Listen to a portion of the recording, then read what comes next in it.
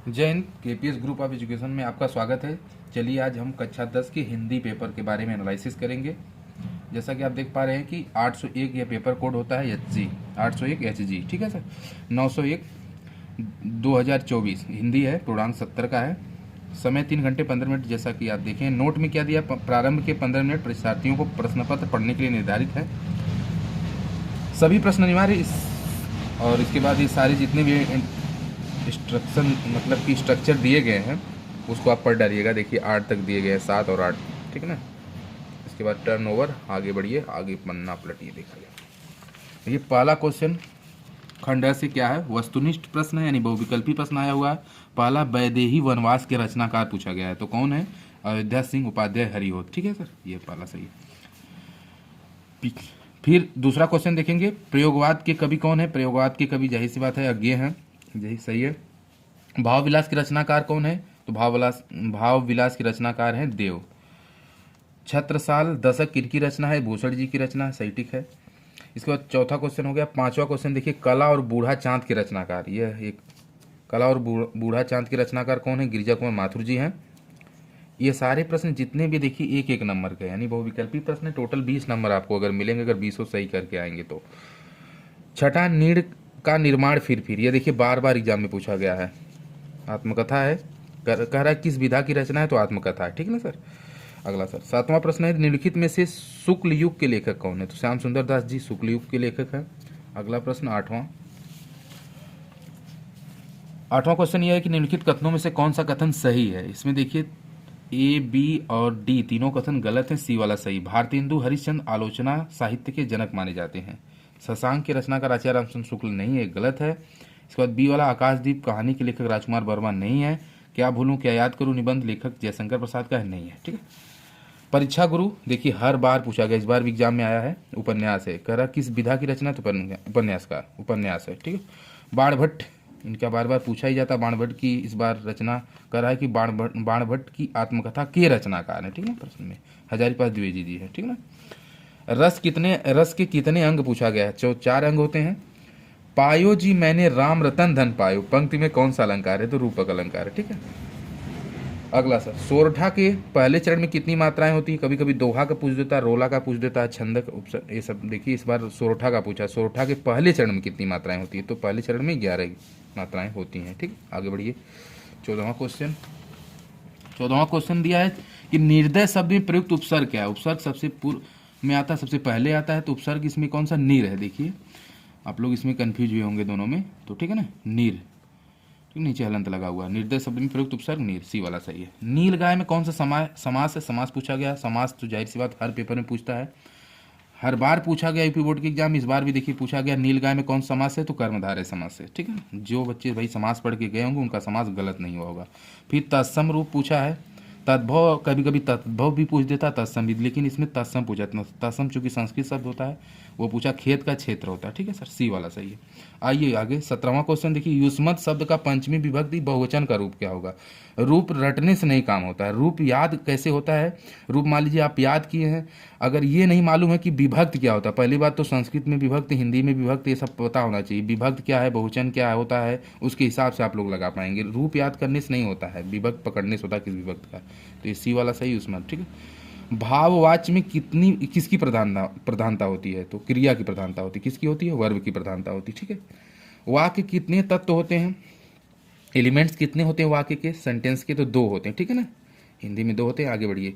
लिखा गया अविकारी पद को अन्य किस नाम से जाना जाता है? तो अव्यय पद से जाना जाता है। किस पद से जाना जाता है? अव्यय पद से। तो ये 20 क्वेश्चन जो प्रश्न जो मेरे भाई करके आएंगे, कम से कम कोशिश रहेगी 17 या 18 आप लोग, हम उम्मीद करेंगे आप लोग सही करके आएंगे, क्योंकि यही सटीक, अगर कोई भी एग्जामिनर इसको सटीक जांचता है, इसको चेक करता है, 20 क्वेश्चन देखेगा, आगे तो बहुत झटके में कॉपी चेक होती है, लेकिन 20 क्वेश्चन अगर आप सही करके आएंगे तो आपका दिक्कत बहुत, जो आप समझ रहे हैं कि दिक्कत होगी, लेकिन उसमें आपका अच्छा नंबर बन जाएगा, क्योंकि ये प्रश्न जो है 70 नंबर का टोटल पेपर ही है, 30 नंबर आपको स्कूल से मिल ही जाता है।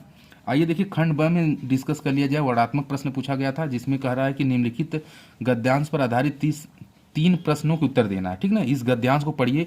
इस टाइप का पेपर आपको हर में मिलेगा। जैसे आप बड़े एग्जाम देने जाएंगे उसमें भी ऐसे ही पूछा जाता है, जैसे ये दिया रहता है, गद्यांश पढ़ना रहता है, नीचे क्वेश्चन का जवाब देना रहता है। ये देखिए टोटल 6 नंबर का है, दो दो नंबर का। कौन 2 नंबर का? ये पढ़ने से 2 नंबर है, जहाँ पे ये प्रश्न है 2 नंबर के, 2 नंबर के, 2 नंबर के। करा उपयुक्त गद्यांश का सारांश लिखना है, ठीक है ना। सारांश लिखना किसका लिखना है?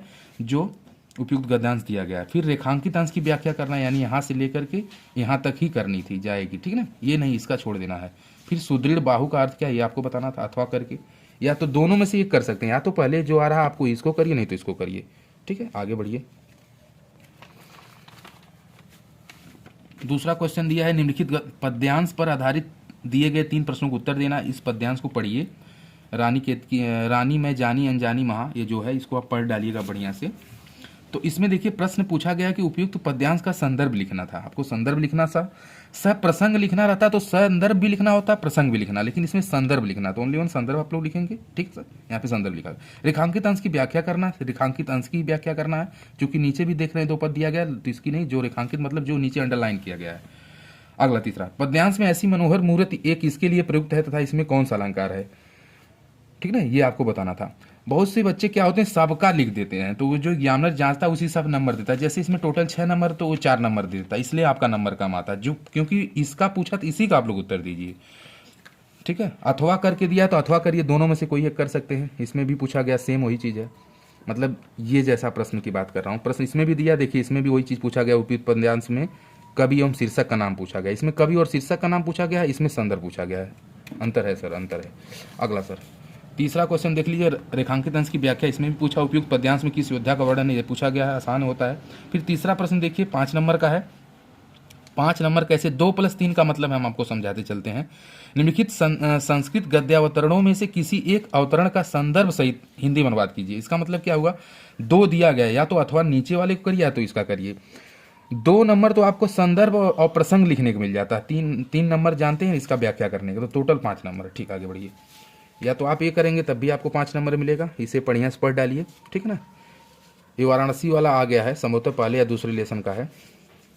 चलिए आगे बढ़िया जाए। फिर यह श्लोक दिया गया है, पीछे से एक बार थोड़ा सा जाना पड़ेगा मुझे। हाँ, अथवा करके दिया है जी, बिल्कुल यहाँ पे देख सकते हैं, अथवा करके है, श्लोक ही है। फिर 5वां प्रश्न में क्या है, अपने पठित खंड काव्य के आधार पर दिए गए प्रश्नों में से किसी एक प्रश्न का उत्तर देना है, ठीक ना। तो जो जिस जिले के रहेंगे उनके लिए वहाँ पे दिया रहता, आप लोग टेनियर खरीदे होंगे ना, उसमें दिया रहता आजमगढ़ वाले बच्चों के लिए क्या दिया है, अम्बेडकर नगर, है ना। तो जिस जिले से आप लोग हैं अपना जो है देख लीजिएगा, उसके हिसाब से इसमें दिया रहता है, ठीक है ना, ठीक ना। तो ये वाला आप कर लीजिएगा, ये तो बहुत आसान रहता है, आपके टीचर बता ही रहते हैं। आगे बढ़िए, इसको भी देख लीजिए, सब जिलों के लिए अलग अलग आता है। 6वां क्वेश्चन इंपॉर्टेंट, इसे हम थोड़ा सा बताते चलें आपको। लिखा है कि दिए गए लेखकों में से किसी एक लेखक का जीवन परिचय लिखना है। जीवन परिचय देते उनकी प्रमुख रचना का उल्लेख करना है, प्रमुख रचना बताना है। जैसे जयप्रकाश भारती अगर आप पढ़े, नहीं याद आ रहा है इनकी, तो अगर मान लीजिए इनका जीवन परिचय लिख देते हैं, पता चले जयशंकर प्रसाद का आप जो आ रहा है आपको क्या मतलब रचना लिख देंगे तो नंबर काट लेंगे लोग, नंबर नहीं देंगे आपको, पूरा 5 नहीं देंगे। हाँ, अगर कभी उनको दया आ गई, या होता है ना कि दे देते हैं, कैसे देते हैं, जैसे कुछ बच्चे होते हैं पद्मलाल पुन्नालाल बख्शी का जीवन परिचय लिखते हैं और बीच में घुसा देंगे जयशंकर प्रसाद की रचना। लोग जो कॉपी जांचते हैं उनके पास आंसर की रहती है, वो लोग सही सटीक जांचते हैं, इसलिए आपको पूरा 5 नहीं देंगे। इसलिए जिसका भी आप लोग जीवन परिचय लिखें उसके बारे में सही लिखें और उनकी प्रमुख रचना भी सही लिखें, तो आपको 5 नंबर देंगे ही देंगे। चलिए आगे बढ़ते हैं।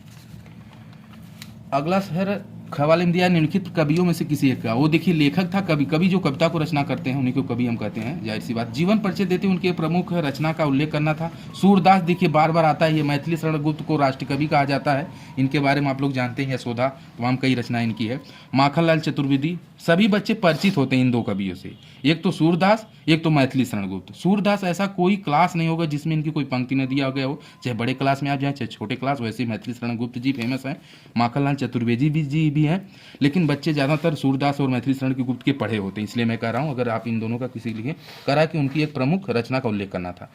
अगला जो 7वां सभी बच्चों के लिए इंपॉर्टेंट होता है, 2 नंबर ला सकते हैं, वो क्या था कि अपनी पाठ्य पुस्तक में से कंठस्थ मतलब याद किया हुआ कोई एक श्लोक लिखना था जो इस प्रश्न पत्र में नहीं आया हो। इस प्रश्न पत्र का श्लोक लिख देंगे तो कोई नंबर आपको नहीं देगा, केवल कॉपी भर के आप चले जाएंगे, नंबर नहीं मिलेगा।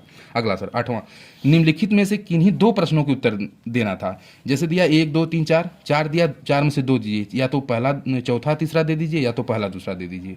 ये नहीं कि चारों को दे देंगे तो 2 ही नंबर मिलेगा, चाहे आप चारों दीजिए चाहे 3 दीजिए, वो आपके ऊपर है। लेकिन आप 2 देंगे तो 2 नंबर आपको मिलेगा, लेकिन सही। चलिए अगला 9वां करा कि निम्नलिखित में से किसी एक विषय पर निबंध लिखना। तो किसी एक विषय पे, जैसे दिया 4 विषय दिया है, विज्ञान वरदान या अभिशाप, विज्ञान वरदान या अभिशाप, इसके ऊपर ये हेडलाइन थी, आप इस टाइटल डाल करके इसे लिखना था। या नारी सशक्तिकरण, हम तो समझते सबसे बढ़िया यही था निबंध, नारी सशक्तिकरण के बारे में। या आप स्वच्छ भारत अभियान के बारे में लिखे होंगे, क्योंकि एग्जामिनर भी जब जांचता है ना तो प्रफुल्लित हो जाता है, उसे गौरवान्वित महसूस होता है कि बच्चा चलिए स्वच्छ भारत अभियान के बारे में लिखा, अपने भारत देश के बारे में लिखा है। छात्र और अनुशासन, यानी छात्र का अनुशासन कैसा होना चाहिए विद्यालय में, तमाम जगह उसके बारे में यहाँ वर्णन करना था। यानी चारों इसमें इंपॉर्टेंट है, जो आपको अच्छा लगा, जो आपको आ रहा था लिखे होंगे, बेहतर होगा। आइए आगे बढ़ते हैं। 10वां क्वेश्चन की तरफ बात किया जाए। 10वां दिया है, अपने जन्मदिन पर मित्र द्वारा भेजे गए उपहार के लिए मित्र को धन्यवाद पत्र लिखे। क्या बात है, ये तो सभी लोग आज फैशन चला, सभी लोगों के यहाँ जैसे मनाया ही जाता है, एक तरह से ये त्यौहार हो गया है ना, बर्थडे त्यौहार की तरह मनाया जाता है। तो आप देख रहे हैं ये भी दे दिया है। या तो आप ये तो सबको याद रहता है यार, बना के भी लिखेंगे तब भी आपको 4 नंबर मिल सकता है, इसमें कोई दो राय नहीं। या इसके बाद भी कह रहा है क्या, अथवा 3 था, आप ध्यान देंगे। राज्य परिवहन निगम के प्रबंधक को बस चालक के अप्रशंसनीय व्यवहार को उल्लेख करते हुए शिकायती पत्र लिखना था। ये थोड़ा सा सबके लिए हार्ड हो सकता है, बट ये और पीछे जो मैं बताया था वो सही था। तो उम्मीद करता हूँ आपको ये वीडियो पसंद आई हो। ज़्यादा से ज़्यादा बच्चों में शेयर करें, क्योंकि ये उन बच्चों को मिले जो बच्चे 9th क्लास में हैं, आगे 10th का एग्जाम देंगे, उनको भी इस वीडियो को दिखाइए। और ज़्यादा से ज़्यादा आप लोग भी देखिए, समझिए और बताइए, और ज़्यादा से ज़्यादा शेयर करिए। धन्यवाद।